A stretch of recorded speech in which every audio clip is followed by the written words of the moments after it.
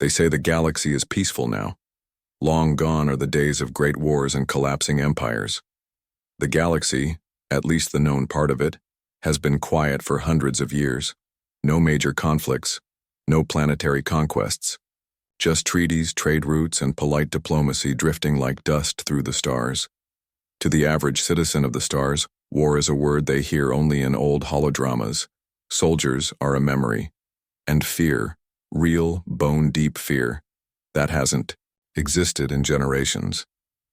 At the heart of this great and orderly galaxy sits the Council of Species, a grand coalition of the most advanced civilizations ever to rise from their homeworlds.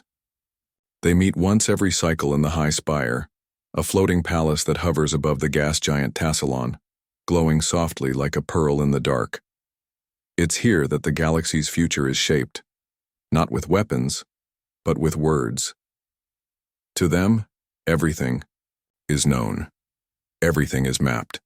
Everything is labeled, classified, and understood. Until one day, something strange happens. A report comes in. It's small, barely a blip. A scout drone from the Ilyar Syndicate picked up a burst of static from deep space just beyond Sector 12K, near the edge of the uncharted systems. Normally, this wouldn't even make it past the Syndicate's own archives.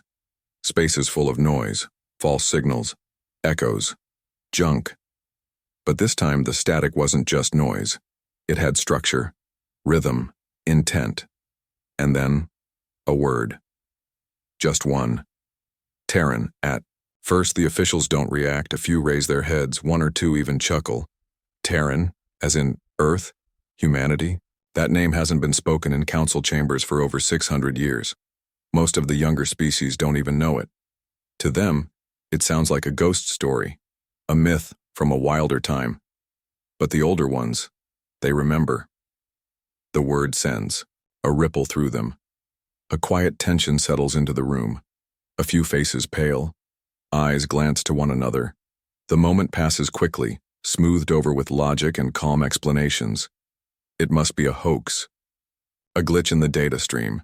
Static misinterpreted by an old machine. After all, humanity is gone. Everyone knows that. Earth fell centuries ago. Wars tore it apart. Its people scattered or died. No human ship has been seen in this galaxy in lifetimes. Their colonies were abandoned, their technology outdated, their spirit broken. That's what the records say anyway. The report is logged and filed away, marked low priority. The chamber empties. No further discussions are held. After all, the galaxy is peaceful now, organized, predictable. Nothing truly unexpected ever happens anymore. But in the quiet beyond the borders of known space, something stirs. A long-dead signal pulses again, faint and steady, bouncing off forgotten satellites and derelict stations. Something old begins to awaken. A system powers up for the first time in centuries.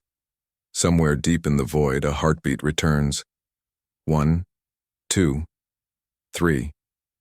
And far, far away from the high spire, where the lights of civilization fade into the ink black night, something massive begins to move. Not fast, not loud, but certain, intentional, as though the stars themselves are making way for its passage. No one sees it yet. No sensors track its approach. It is still silent, still hidden. But it is coming, and with it comes a truth the galaxy has long tried to forget. The Terrans are not gone, not extinct, not lost. They were waiting, and now their time has come again.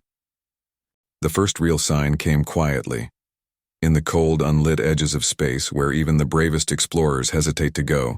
A Ykarn scout vessel drifted off its assigned route. The Ykarn were proud, ancient, and powerful. Their ships were swift, efficient, and armored like war beetles. Nothing had ever frightened them, not in 1,000 years. But that vessel, it never came back. At first, the Ykarn Command Center believed it was a malfunction. Perhaps the pilot had miscalculated, a jump. Maybe a micro-wormhole had ripped the ship apart. They launched another one, a better one. A drone this time loaded with advanced sensors and fail-safes. That one returned barely. Its outer hull looked as if it had been dipped in fire, though no heat signatures were ever recorded. Its navigation logs were corrupted, scrambled into a tangle of meaningless symbols. But there was one thing it managed to send before blackout. An image. Low resolution. Grainy. But clear enough. A shape. A silhouette against the stars. A ship, or at least that's what they assumed it to be. But this thing was enormous. Not just large in a traditional sense. Its sheer size defied logic. No known species had the resources to build something like it, let alone move it. The shape stretched across the void like a dagger carved from night itself. No glowing engines. No visible weapons, just presence. The council was notified. They demanded proof. The Ykarn hesitated. Their pride made them cautious. But eventually, the image was shared with the full assembly, and for the first time in over 6 centuries, silence filled the council chamber. Not respectful silence, not diplomatic silence. Fear. A ship that size didn't just exist, it meant something. Speculations began to spiral. Was it a rogue AI ship grown and evolved beyond control? A relic from the early wars? A lost weapon drifting back into the galaxy by accident? Then came the second signal. No static this time. No distortion. Just music. Old. Soft. Human. The melody was unrecognizable to most of the council members, but those who studied ancient Earth archives identified it as a funeral hymn. A slow, haunting composition once played during military memorials, and layered faintly beneath the music, the word returned, Terran. It was no longer dismissed. If it had been just the word again, perhaps they could have laughed it off. But now there was music, now there was a ship, and now there was fear that could no longer be ignored. The Ykarn sent a battlecruiser to investigate, fully armed with shields raised and weapons primed. A show of strength, they said. A precaution. The cruiser vanished within 14 minutes of arrival. No distress signal. No wreckage. Just gone. Something was out there, and it was watching. Panic. Didn't erupt immediately. These were, after all, the most powerful and educated minds in the galaxy. But fear, true, unshakable fear, began to crack through the polished surface of their calm. Not since the War of 9 Suns had anything like this occurred. But even that war, bloody and massive, made sense. There were names and reasons and factions. This was a ghost appearing, without warning, without logic. The council tried to respond with procedure. Committees were formed. Specialists were summoned. Surveillance satellites were launched into the sector. But no one wanted to speak the obvious. No one wanted to say the word they were all thinking. Humanity. Terrans. They had vanished from the galactic stage so long ago, many believed they were either extinct or reduced to scattered primitives on broken worlds.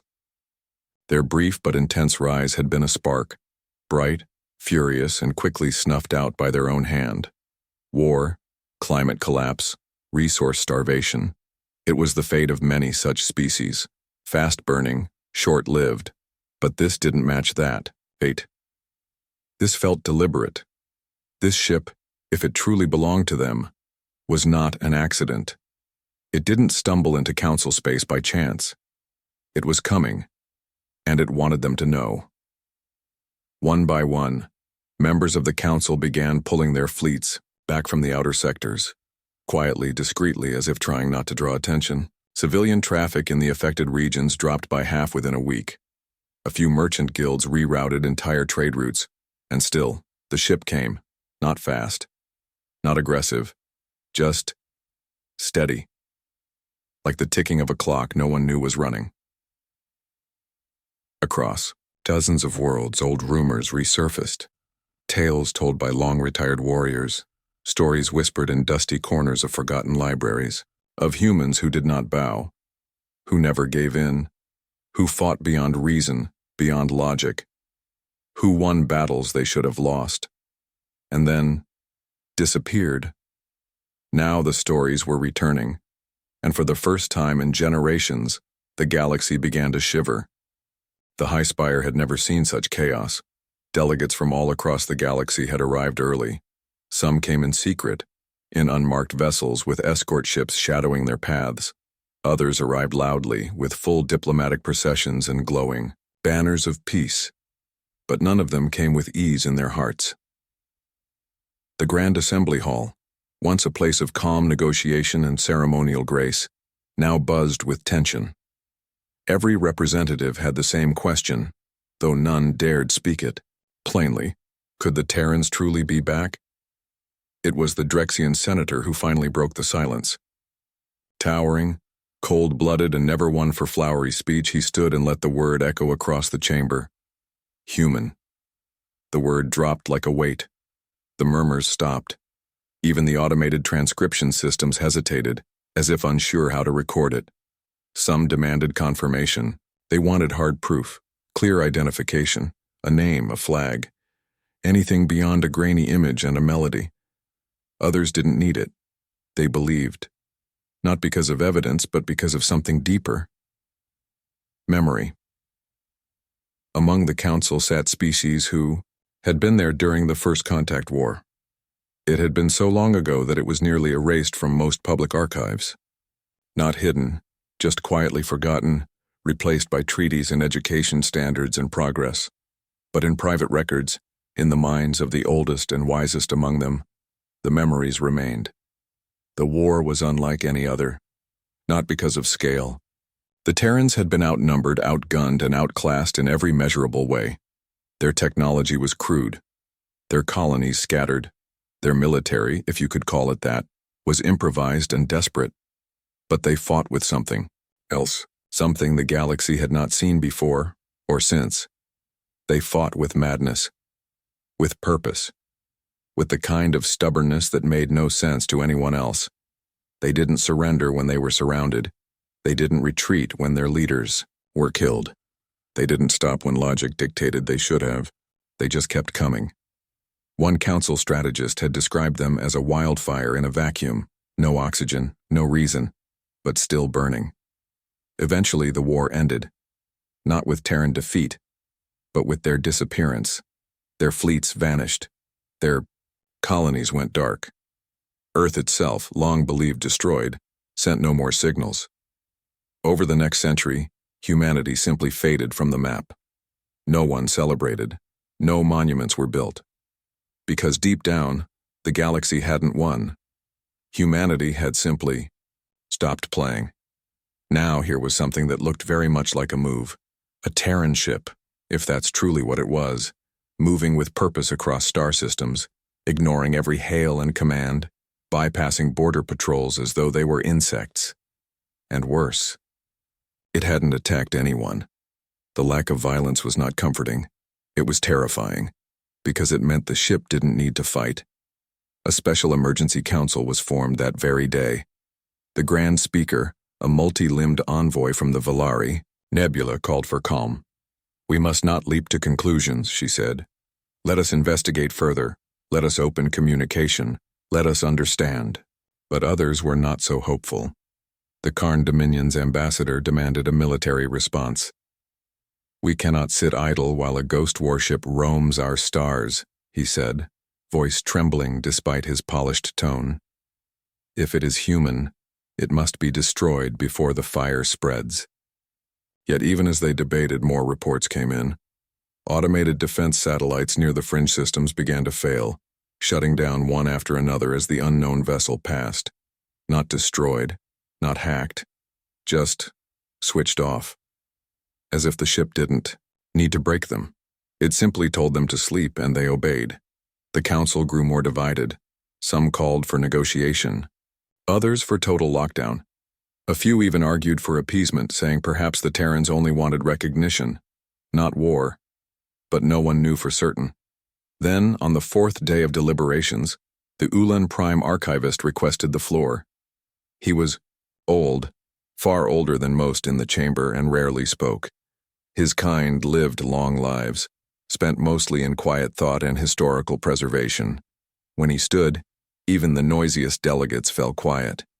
He held up a small, worn tablet. Not digital, not glowing, just old metal and etched writing. "I have here," he said, "the final ceasefire agreement signed between the Terran Confederacy and the Galactic Council. It is the only such document we possess. It bears no signatures. Only a recording." He activated the device. A voice filled the hall, human, male, rough around the edges. There was no anger in it, no pride, just weariness. "If you want peace, leave us be. If you want war, come find us. But don't mistake our silence for absence." The recording ended. No one spoke. Not for a long time, because suddenly that silence, the one that had lasted for centuries, felt very loud. While the council argued and postured and drafted statements no one would dare read aloud, far from the polished halls of power, Earth turned slowly in the dark. What was once the center of human life had long since been forgotten by the galaxy. They had all assumed Earth had died quietly, burned itself out like so many other promising worlds. The truth was far stranger, and far more unsettling. Earth had not died. It had gone quiet. Centuries ago, after the final Terran wars, when megacities fell and oceans boiled, it was true that Earth suffered. The collapse was brutal. Billions perished. Civilizations crumbled. Entire continents went silent. But not everyone died. Humanity didn't vanish. It endured. In bunkers buried beneath bedrock, in sealed domes under frozen seas, in shielded caverns deep within the Martian crust, the remnants of Earth's once sprawling civilizations huddled together and waited. They waited while the stars stopped calling. They waited while their colonies fell out of contact. They waited while the galaxy looked away. What emerged was no longer the naive species that once believed in galactic friendship and shared destinies. What rose from the ashes was something colder, harder, and far more patient. They called themselves the Terran Remnant. Not an empire, not a republic, not even a military force, just a people who remembered. They remembered the betrayals, the broken treaties, the alliances that turned to ash the moment humanity faltered, the invasions disguised as diplomacy, the alien fleets that had hovered in orbit, not to help, but to harvest what was left. They remembered it all, and they learned in the darkness they studied, rebuilt, reforged. The old technologies of Earth, fission, fusion, and gravity drives, were upgraded in silence.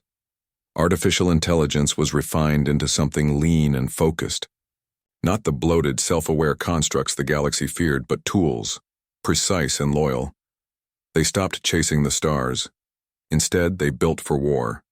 Not endless fleets, not planetary armies. Just one thing, a ship, a single warship. It was not beautiful, not elegant like the crystal cruisers of the Lorathan swarm, nor sleek like the Drexian spearbikes. No, this vessel was brutal, heavy, blacker than deep space. Its hull made from alloys pulled from the collapsed layers of Earth's own mantle. Its engines burned with something the rest of the galaxy couldn't even identify. No name was painted on its side. No registration code, no beacon. But its crew had a name for it. They called it the Last Argument.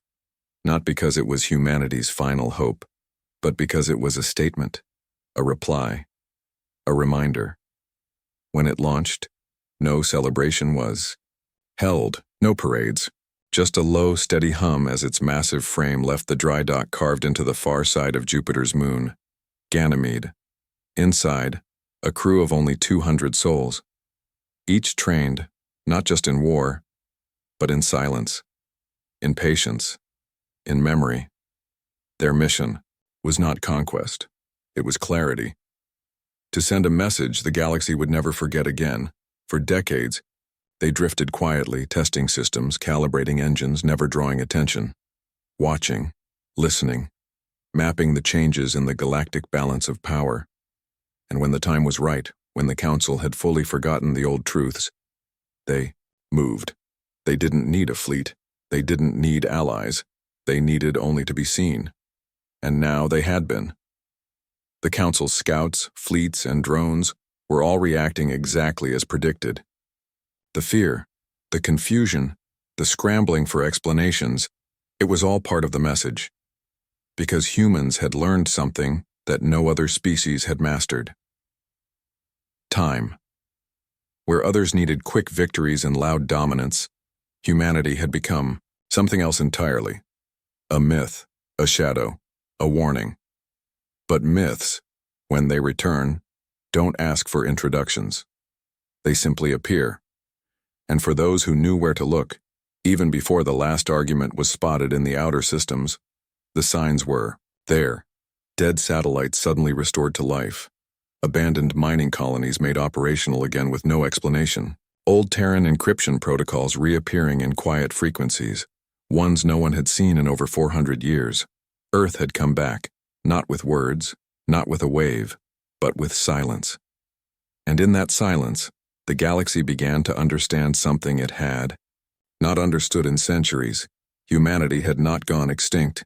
It had gone quiet, so that it could return different, stronger, sharper, unforgiving. The ship entered known space without ceremony. No hyperspace flare, no shimmering gateway, no distortion ripple. One moment, the edge of Sector 12K was empty. The next, it wasn't. There it was. The ship that wasn't supposed to exist. The vessel glided into the system like it had always been there, as if space itself bent slightly to allow its passage. It moved slowly, deliberately, but not aimlessly. There was direction in its path, purpose. Every course correction was exact, every gravitational slingshot clean. It never accelerated, it never decelerated, and it never once acknowledged the fleets that began to form in its path. At first, the Council responded cautiously. Observers were dispatched from 3 separate species: scientists, linguists, diplomats. Their ships, orbiting at a safe distance, hailed the Terran vessel again and again. No reply. So they sent drones. Small, fast, maneuverable machines designed to scan, report, and escape if needed. Only one made it back. What it transmitted couldn't be analyzed. Not because it was encrypted, but because the data made no sense. Waveforms that didn't match any known spectrum. Particles behaving in ways they shouldn't. Time-stamped logs that looped in on themselves.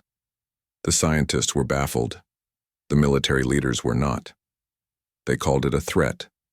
12 species committed ships to the blockade. Not all of them fully believed the threat was real. But none of them wanted to be left out of the response. It was a show of unity, of strength. 500 warships assembled, missile carriers, plasma frigates, gravity anchors. Even an ancient Solar Spear-class cruiser from the early days of the Valari Ascendancy. And still, the Terran ship moved forward. No shields were raised, no weapons visible. Just movement. Then came the music. Once again, the same old melody. Low, somber, unmistakably human. Broadcast on open frequencies, not encoded, not hidden, and with it a visual, grainy, flickering footage of clouds over a blue planet. Earth, as it once was, then fire, then silence. Some of the younger species didn't understand, but the elders knew. It was a warning, the Drexian hegemony. Never one to wait took action. Their admiral, rash and eager to prove himself, gave the order. A single plasma bolt, fired across empty space. Not a full attack, just a test, a signal, a warning shot. The bolt struck the Terran ship squarely on the forward hull, and vanished. No explosion, no deflection, no impact. It simply disappeared on contact, as if the energy had been swallowed. The blockade fleet went still. Then came the voice. It wasn't a threat. It wasn't a speech. It wasn't even angry. It was just calm. Broadcast in perfect translation across every known language, the voice said. You fired the first shot. You remember us now. That was all. No follow-up, transmission, no counterattack, just silence. And that silence lasted longer than any military analyst could explain. For 27 minutes, the Terran ship didn't move. It didn't answer. It simply remained. The Drexian ships held position, but their weapons powered down, without orders. Some captains reported their ships began running diagnostics automatically, as though the systems no longer trusted their operators. Others said they lost all visual sensors for a full 2 seconds and saw something else. Hallucinations, maybe. One pilot described a burning sky and a planet cracking in half. One captain, an old war veteran, locked himself in his cabin afterward. When asked why, he simply said, "It looked at me. The council tried to regain control. Commands were sent to the fleet. Stand down, regroup, maintain composure, but the crews no longer trusted their ships or their leaders because something had shifted. This wasn't a conventional threat. This was psychological warfare, and it was working." The ship moved again, passing slowly through the fleet, unharmed, untouched. Not a single weapon fired. Not a single shield activated. Every warship it passed reported minor failures, shifts in temperature, flickering lights, unscheduled system resets. But none of them were attacked, not once, because the Terran ship didn't need to destroy them. Had already made its point. It wasn't here to fight. It was here to remind. What followed wasn't war. It was worse. Because the galaxy didn't witness a battle or a declaration or a display of power. It witnessed uncertainty, and that terrified it more than any weapon ever could. The Terran ship continued its slow passage through the outer systems, never altering course, never accelerating, and never communicating again. But its very presence fractured the illusion of control the Council had spent centuries building. Civilian travel dropped by 60% within 2 weeks. Freighters changed their routes, even if it meant losing profits. Colonies in the frontier regions began requesting evacuation assistance. Some simply abandoned their worlds overnight. The banking networks of the Tralan Confederacy crashed when one of their orbital AI clusters self-shut after registering an unidentified gravitational anomaly, one later linked to the Terran ship, passing within several light years. On 10 different planets, religious cults began to form overnight. Most were small. A few had seen the ancient human image broadcasts and interpreted them as a sign, a prophecy fulfilled.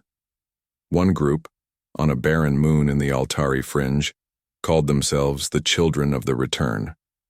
They tattooed the word Terran across their foreheads and waited in silence beneath the sky. In the council chambers, panic could no longer be hidden behind protocol. The Drexians demanded retaliation. The Valari wanted negotiation. The Yikarn, once bold, now refused to speak, publicly at all. Internal memos leaked, revealing the council had no consistent theory about the ship's purpose. Some said it was a diplomatic envoy. Others said it was a doomsday weapon. One faction insisted the ship was unmanned, piloted by an artificial intelligence, so advanced that even attempting communication would be suicide. But the truth was simpler. They didn't know, and that not knowing, that silence, unraveled everything. The Drexian fleet, the same one that had fired on the ship, returned home weeks later, scattered and in disarray. Reports from their ships were classified immediately, but rumors spread fast. One pilot was found catatonic, repeating the phrase, "It saw me," over and over again. Another reported hallucinations of Earth from orbit, burning, its atmosphere glowing with fire, even though she had never seen the planet in her life. A high-ranking Drexian commander took his own life 2 days after returning.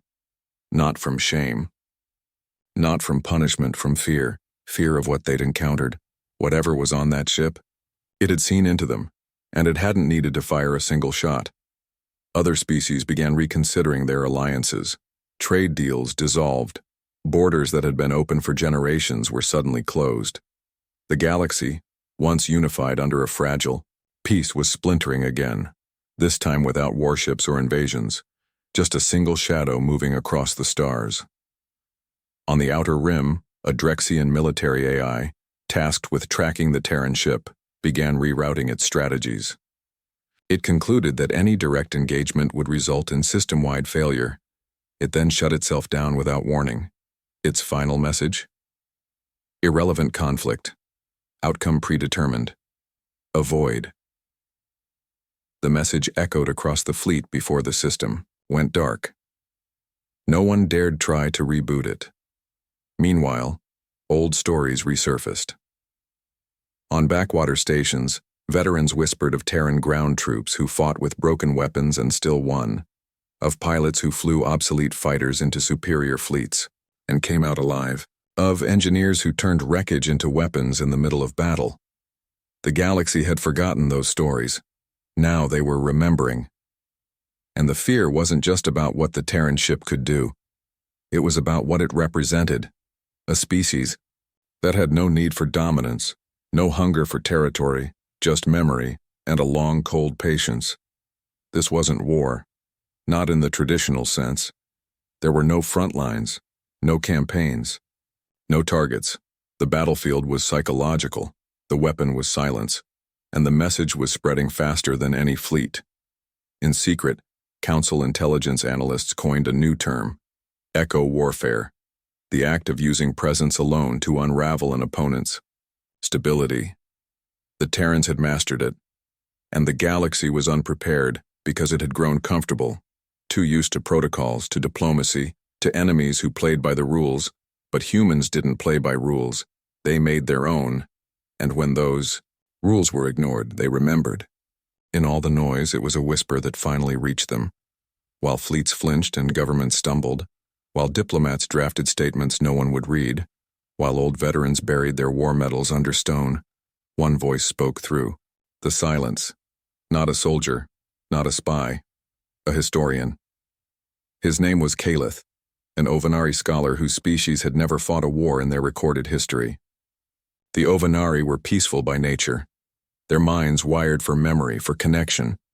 They built libraries into their bone ships and archived music into the folds of their cities. Calith had spent his life studying extinct civilizations. He believed understanding the past was the only way to protect the future, and now the past had returned. He had read the old records, the unedited ones, the ones the Council had quietly removed from public view. He had listened to the old Terran speeches, parsed their languages, studied their mythologies. What he saw was not just violence, not just rebellion. He saw pain and resilience. Where others saw monsters, he saw something else entirely. So he did what no one else dared. He sent a message, not through official Council channels, not wrapped in encryption or diplomatic titles, just a simple transmission directed at the Terran ship, using an ancient Earth dialect restored from archive. He said, "I am Calith. I am not your enemy. I want to understand." There was no expectation of reply. None of the observers even noticed the transmission leave orbit. But Calith waited anyway. 14 days passed. Then, one night, quietly, without announcement, his station's receivers activated. The encryption was ancient, human, obsolete by today's standards. Yet it flowed cleanly into his system. It wasn't a data dump. It was a voice, old, male, human, rough, but calm. There was no arrogance in the tone, no triumph. Just wait. The voice said, "You want to understand. So listen." Then a story, a quiet one. The voice didn't identify himself. He didn't name the ship. He didn't threaten or boast. He just spoke. He spoke of Earth.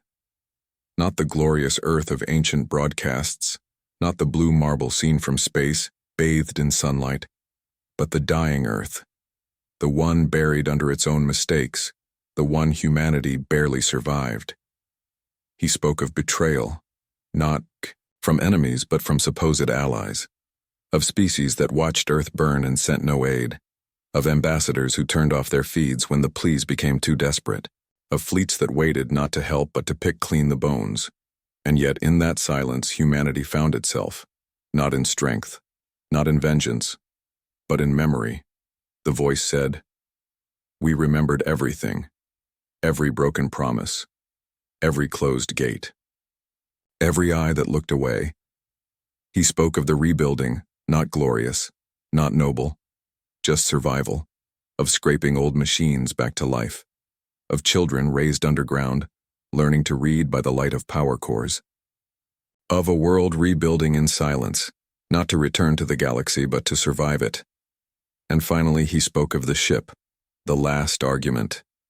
We built one ship, just one, not to win, not to conquer, to remind.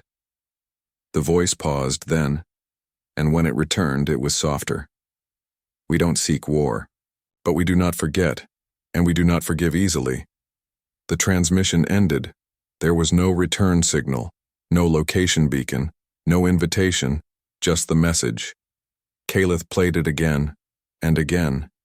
He wept the third time, not in fear, but in understanding, because he saw it clearly now. The Terrans didn't want the galaxy to bow. They wanted the galaxy to remember what forgetting cost. He sent the message to the Council. Most ignored it. A few archived it under restricted access. One delegate labeled it psychological warfare. But on some worlds it leaked, and those who listened didn't just hear a threat. They heard regret, and warning, and pain. The myth of the Terrans changed again, no longer just shadows or monsters. Now, they were survivors. Flawed, angry, grieving, but alive.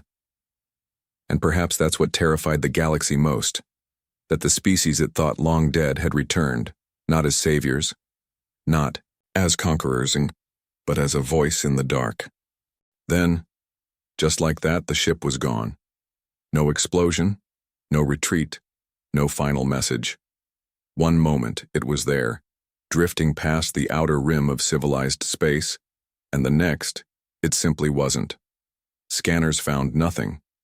Gravitational monitors reported no sudden jumps. There were no warp trails, no energy spikes, no residual fields. The last argument had vanished. Some said it folded space around itself, slipping into dimensions the galaxy had never mapped. Others claimed it returned to the void between galaxies, to places even light refuses to travel. A few thought it never existed at all, that it was some elaborate projection, a mass illusion triggered by old Terran relics buried too long in forgotten stations. But those who had seen it knew better, because it had been real. They had heard the voice. They had felt the fear, and they would never forget it again. Back at the High Spire, the Council reconvened. No alarms this time, no fleets scrambled, just silence, and something else, change. For the first time in centuries, there were no debates about trade disputes or border laws. No endless negotiations over tariffs and technological licensing. Instead, they sat together, uneasy, uncertain, and for once, humbled. The Grand Speaker stood and addressed the chamber. "We were wrong," she said simply. "We believed silence meant safety. That forgetting meant peace. But we were wrong." And then, in a motion that surprised even her closest advisors, she ordered a monument, a simple one. No towering spires, no golden statues, just a black stone, placed quietly in the center of the council courtyard, carved into it a single line, "To the species that returned from ashes." No other words, because none were needed. Elsewhere, the story spread faster than ever. The message passed from freighter crews to data brokers to spacers huddled in back alley bars. Everyone had their own version. Some said the Terrans were building a second ship, bigger than the first. Others believed that every human now alive lived aboard the last argument. That Earth itself was nothing but a shell, hiding the true Terran core. There were whispers of colonies, hidden deep in black holes tucked behind time distortions, scattered across dead systems that only Terrans could survive. And yet, amid all the theories, one truth persisted. Humanity had returned, not to reclaim the galaxy, but to remind it. In the years that followed, things began to shift. Militaries across the Council began re-examining their doctrines. Fleet simulations now included Terran scenarios, a euphemism for hopeless odds. Defense budgets increased quietly. AI advisors were updated with emotional behavior protocols for the first time in generations. And among the people, something deeper happened. Stories bloomed again. Children on distant colony worlds whispered about the ship that moved without sound. Miners painted Terran eyes onto the walls of tunnels. For protection, they said. Some soldiers began wearing ancient Terran symbols, unauthorized, unspoken, but visible. Not as threats. Not even as admiration. As warnings. A quiet way of saying, we remember now. A few bold thinkers once ridiculed gained new respect. One philosopher, speaking to a crowd on the moon city of Haldris, said, "We spent centuries thinking we were alone at the top. The Terrans never cared about the top. They were buried beneath it, carving out something we couldn't see."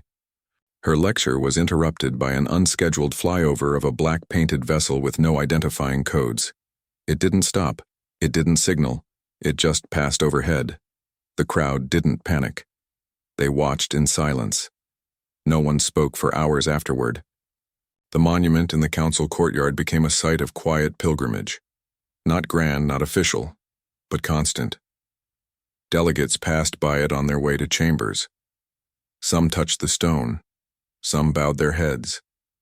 And once, late at night, a surveillance drone captured footage of a small group, veterans old and gray, placing Terran-made medals at its base. They said nothing, they left no names, they just remembered. And the galaxy remembered with them because some stories don't fade. They wait, and when they return, they don't need armies. Just presence. Just memory. Just a ship that should not exist, and a people who never truly left.